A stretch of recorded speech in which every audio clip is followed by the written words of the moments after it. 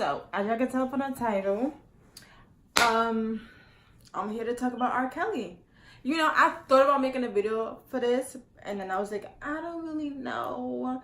And then I believe this person is a part of my subscribers, a part of my beauty gang. And so that's a new thing, beauty gang. Okay, that's what we hear. We are my beauty gang. So I'm guessing she's a part of beauty gang, and she asked me to give my opinion on this R. Kelly situation. So I'm here looking a mess. My bun is not even in the middle of my head, but fuck it. So of course I'm not gonna okay, so basically this is a reaction, but I'm not gonna like throw clips in on the video. I probably should, but I'm not, because I'm too lazy for that. So I'm gonna give y'all a brief synopsis of what happened in the sixth series, or the 6th episode Surviving R. Kelly documentary on Lifetime. Check it out if you haven't seen it before you even watch this video, because if you haven't seen it and you watch this video, it's going to be a spoiler. So if you haven't seen it, click out, go on demand, go on the internet, go on wherever you need to go to see the documentary before you watch this, because I just put out the disclaimer. So brief synopsis of what happened. So everybody knows about the infamous situation that happened with R. Kelly and him having sex with a minor and him peeing on her, which happened I want to say 8 to 10 years ago. Don't quote me on that. I'm not sure. I know it happened a while ago. And then I believe in 2018 or 2017, 2018 in the summer, 2 families came out and did a public media thing, and they were basically putting out a message to their daughter who is supposedly being held against her will by the infamous singer R. Kelly. After her family put out that message, she put out a message through TMZ saying that she's not being held against her will. She's there because she wants to be, and she doesn't want to have contact with her family, to just leave her alone. She's fine, she's okay. But in the video, you can see somebody, like, there was asked, so are you being held against your will? And somebody was behind her. You can see in the shadow of her shirt, like, so, you know, she was being coached through the video. And so going forth,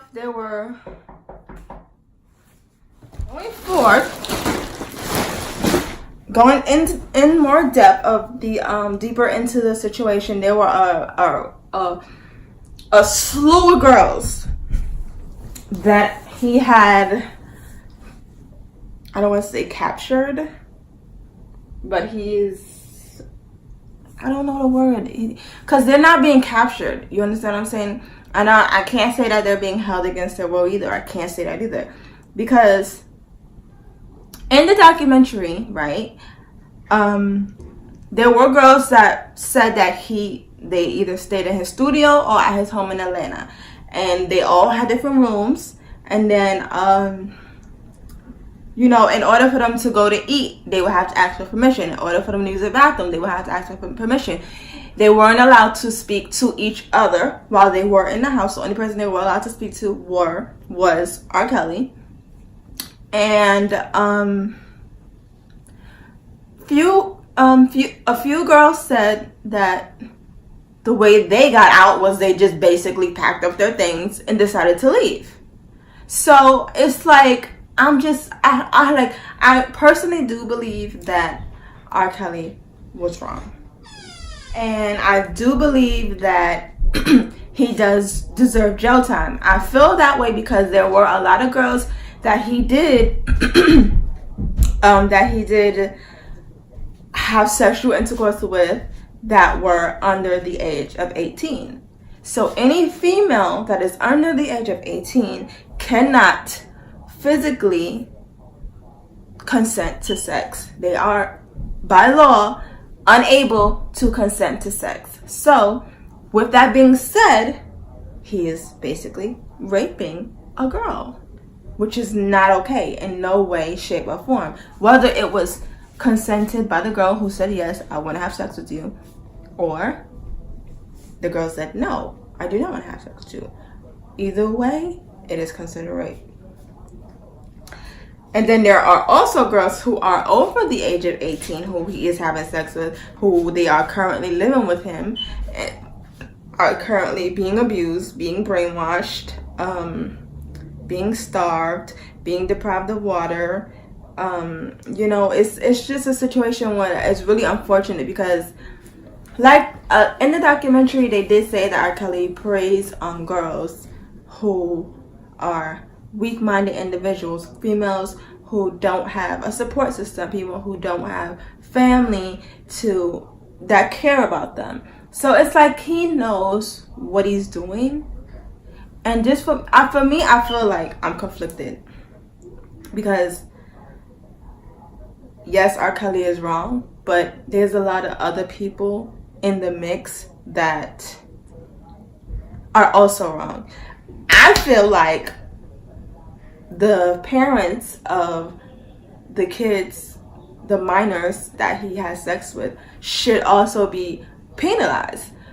I feel that way because if it has been said on multiple occasions that R. Kelly has had sex with girls between the ages of 12 and 17, if it was said that R. Kelly married a 15-year-old girl, Aaliyah, if it was said that R. Kelly had sex with Aaliyah while she was under the age of 18 years old, why would you ever leave your kid in the possession of R. Kelly? Why would you ever do that? I feel like, yes, at 17, 16, 15, you know, teenage girls, you know, they believe the hype. They see, oh my God, that's R. Kelly. I want to meet him. I love him. I had a Venus crush on him. I had the biggest crush on him. And you know what I'm saying? Like, when the opportunity came to them, they're like, oh, hell no, I'm taking this. I'm taking this. I'm going to tell my mother whatever the fuck I got to tell her so that I could get next to him. Because he got money. He got money. Because that's the only thing you see. When you look at R. Kelly, you see dollar signs, bump and grind, it's on tonight. You know what I'm saying? That's what you see. But it's like, the moment as a parent you hear your daughter say, oh, I've been texting R. Kelly, oh, I've been seeing R. Kelly, you don't think to react. You don't think to call the police. You don't think to keep your daughter away from him. You don't think that you need to put a tracking device on your daughter's phone. You don't think that you have to pick your daughter up from school and take her to school. You don't think that you need to be more on your daughter's ass the moment she says that, because this man has way more leverage than a regular basic 30-year-old guy on the street. You understand what I'm saying? Like, you have to take precaution. The moment that you hear your daughter is cutting school or is doing something that isn't okay, that's when you have to be more on top of it. And this is the thing. There was one girl, she was 17, right? When she met R. Kelly. She met him because she wanted to become a singer. Like most of the other girls that he picked up on, he preyed on that. Oh, I want to become a singer. Oh, I can make a career. I can help you grow. You could be the next Whitney Houston. You could be the next Ashanti. You could be the next Aaliyah. Whoever. You understand? And then you sell a dream to the parents. But it's like, the girl lied to her mother and said that she had a meeting with R. Kelly and that it was strictly a business meeting. It was nothing more than a business meeting. Come to find out, they did have sex. And then R. Kelly lives in Chicago. They did not live in Chicago. They lived somewhere else. The parents told R. Kelly, in order for you to work with my daughter, you have to. She can only go if myself, my husband, or my daughter go with her. Like, just pump your fucking brakes right there. If your daughter's a teenager and your other daughter is a teenager, why the fuck would you think to send them together to R. Kelly? If it's not my mother or my father, her mother or her father going with her, she would have never went. Period, point blank. And if she's like, oh, because my daughter was threatening me, oh, if you don't let me do this, I'm going to do this, I'm going to do it. Bitch, try. That's what I'm going to tell London. Try. Try me right now, today, at this moment. Because the way I brought you in, sweetie, is the way you can go out. That's what my mother told me. They literally let her go with her teenage sister to Chicago to see R. Kelly. And then the moment the girl turned 18, she told her mother, I'm going to R. Kelly. I don't have to use it. I don't need your permission. Y'all don't need your permission anymore to deal with him. I can go on my own. Okay, fine. But I'm still coming with you. You ain't going nowhere on your own.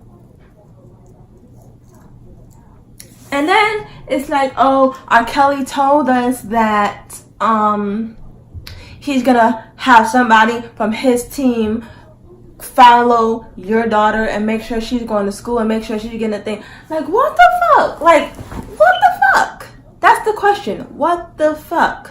If this man has been already publicized for associating himself with young girls, you don't think that people on his team know about the shit that he's doing? Of course they know. Of course they know what he's doing. And you basically sold your daughter for a check. That's what you did. You sold your daughter to the devil for a check. Because you scared that your daughter's gonna, oh, I'm never gonna talk to you again. Bitch, you need me. And you ain't grown up till you 21. And you ain't going nowhere with that nigga till you 21. The day they sent their daughter there under somebody else's supervision is the day that they stole their daughter. And for me, I feel like there's a lot of people who are like, R. Kelly is now, he's a great man, he's innocent. R. Kelly is, you know, and it's like, okay, but what he's doing is the same as Hugh Hefner. As you may have your own opinion. You understand what I'm saying? And as you may believe that, and it's true. What about Hugh Hefner? What about the fact that he has women all throughout his house? You know what I'm saying? But I feel like, for me, the difference is when you see the Hugh Hefner documentary or the Hugh Hefner series or anything like that, if you hear anybody speak, any Playboy bunny speak of Hugh Hefner, not to say that I agree in the slightest, any one of them have nothing negative to say about Hugh Hefner. All of the people that have left that situation that I know of, love Hugh Hefner. They go back to him. Like, they have a lot of good things to say. And I don't know about, I have yet to hear anything, anybody say anything negative. I don't know.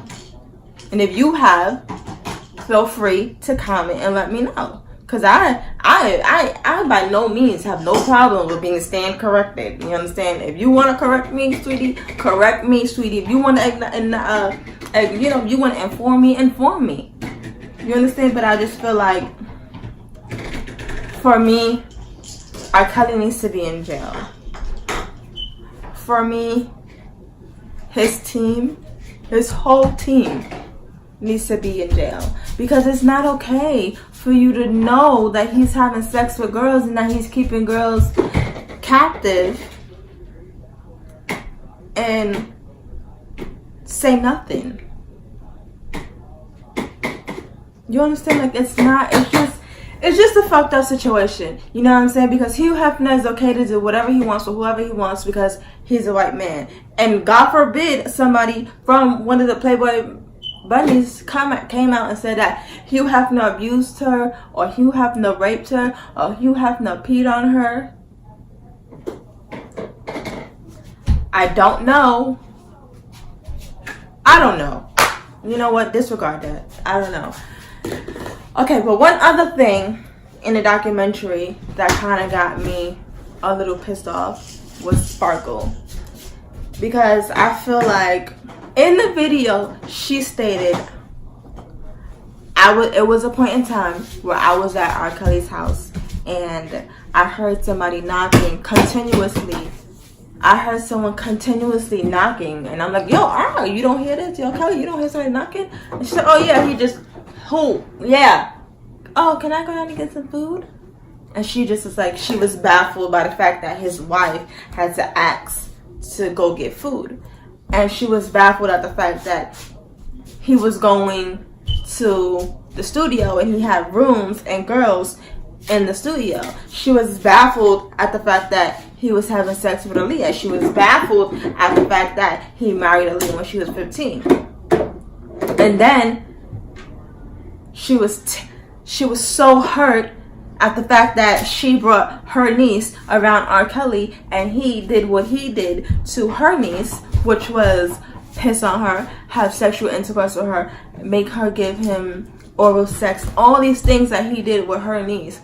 And she was so baffled and hurt because he did it to her family.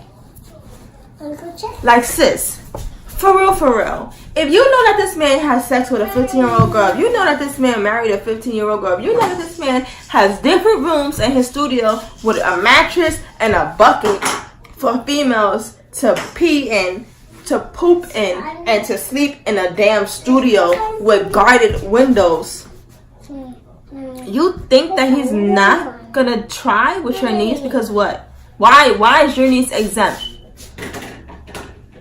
Like, oh, she's like, I'm so hurt that he did that to me, to my niece, and I'm just so, you know, like, bitch, you're so hurt because, yes, you feel bad for your niece.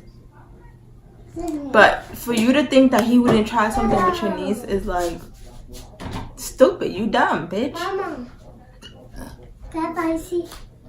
hold on. Like you have to be a pure blown idiot to think that your family's untouchable because this person is yeah, because he wrote a song for you, because you were on his payroll. For me, I feel like, wow. And then there was a point in the video where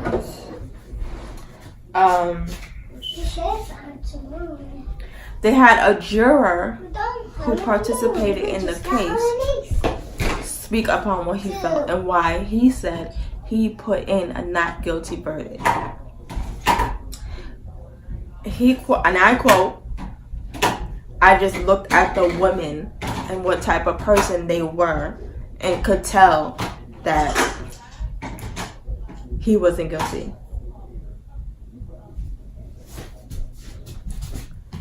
I feel like if that was a white little girl who was performing oral sex on R. Kelly, who was getting peed on by R. Kelly,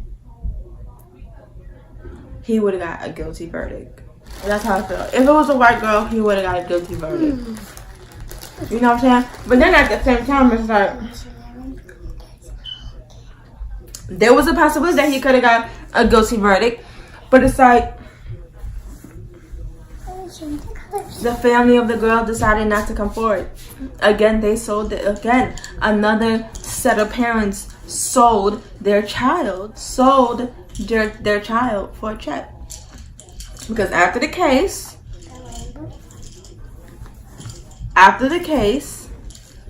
the little girl's father was still working for R. Kelly. You see what I'm saying? So it's like we all know what was taking place. We all know what was taking place, but it's like, it's so many motherfucking contradictions, and there's so many people, like, words contradict their actions to save whoever. It's just so bad, and it's so sad, and I just feel bad for any girl that he is still living with him, And any girl who just in that situation or has to endure something like that, because I know firsthand that sexual assault is never going to leave your mind. It's never gonna be, you're never gonna be okay. You're never gonna be the same again. Like you just never are. And that's just something that you're gonna be able to live with. And it's just a situation that's very unfortunate that there's people out here who just who have kids and just could like, just could not give a fuck. I feel like if that was me, my mom and my father, my mother and my father would have literally hunted me down, dragged me by my whatever body part, hair, lips, nose, eyes. If my mother could drag me by my eyelids or the bridge of my nose out that motherfucking place, she would have. And my father, may he rest in peace, that nigga would have completely took R. Kelly off the map. Feel me? And I feel like, God forbid R. Kelly is still alive when my daughter's 17. And God forbid I would never support his concert. I would never support, but God forbid she's at a mall and R. Kelly's at the same mall and they lock eyes. And, I myself will put R. Kelly on a cross and staple nails into his hands and nails into his feet and burn the motherfucker alive. And my daughter's father is just as crazy.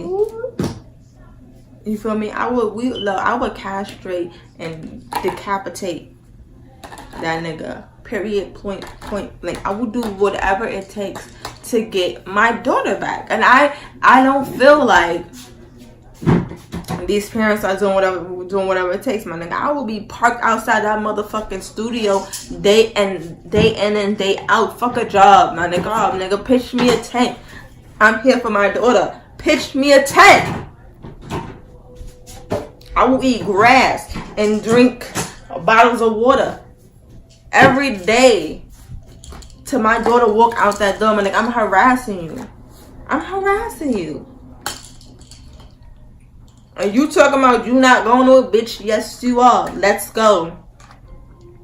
You think I'm gonna leave you here with this motherfucker that's starving you and he ain't even taking care of you, right? No. I will kill you before you leave me to go with this man. I will kill you. I will do jail time. Because if you dead, I know that you good. You with Jesus. Feel me? If you alive, you were R. Kelly getting pissed on and God knows what else.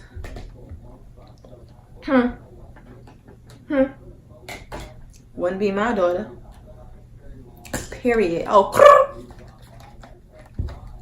And I just pray that whoever he has in his possession at this moment, whether it be an adult or minor, can escape or leave or come forth and say what he did to them besides the other girls. Because the other girls, I'm not saying that they don't count, but by law they don't count, because whatever he did to them at a teenager during their teenage years are no longer admissible. They can't use that as evidence against them because it's past 10 years. So we need for somebody fresh out the... No, I'm not going to say that because that's bad. That's bad. We just need somebody that left him yesterday to come out and say, hey, R. Kelly did this, that, and the third to me. You know what I'm saying? We just need somebody more relevant, somebody fresh out the captivity. Do I believe that R. Kelly is keeping them girls captive and is running a sex cult? I can't say. I guess if you have women in your house and they're locked in rooms and you're using them for sex, is that not a polygamous relationship, or is it a cult? You understand? Like, so I don't know. You guys, let me know what you feel in your heart down below in the comments. Let me know if I missed out on anything. Let me know if I was misinformed about the Hugh Hefner situation, you know. All I know is, God forbid, R. Kelly pull up on my daughter at 12, 13, 14, 15, 16, 17, 18, 19, 20, 21, 22, 20, any fucking age. R. Kelly, any age, my nigga, is 2 to the dome and 3 to the cage. And a castrated of a dick and a decapitated of a head, nigga. I will chop you up and send you back to your team. Period. What is happening to this? But on that note, beauties, my young girls out there, be safe. You understand? I know that these older guys might look appealing. They might have on these bomb fits, and they may have on Kappa outfits and brand new Jordans and bomb fitters and a crispy hairline and a lot of money. But just because that nigga got all of that, don't mean that you gonna get some of that. You understand? And the moment you feel like a nigga is trying to control you or play mind games with you or manipulate you in any kind of way, you leave. You leave. Because it never gets better, it only gets worse. I promise you that. And if it don't feel good in your gut, it won't feel good in your vagina.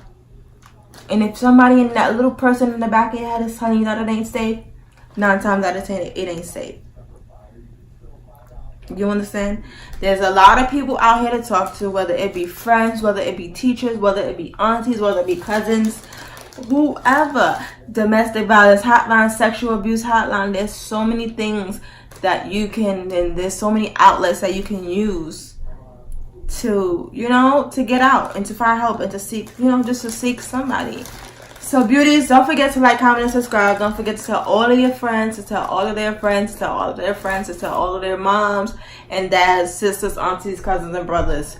And R. Kelly, you stay the fuck away from my page, okay? Just, you know, everybody, don't forget to like, comment, and subscribe. Don't forget to like, comment, and subscribe. Don't forget to like, comment, and subscribe. Don't forget to comment down below what you feel, what your opinion is. If you feel like I missed out on anything, if you feel like you want to have a conversation down below in the comments, feel very welcome to comment, and you know, I will comment back. I ain't got shit else to do, so you have 25 of y'all. You know what I'm saying? I'm here to communicate. And guys, I also have a Facebook. It is the same. It's Instagram.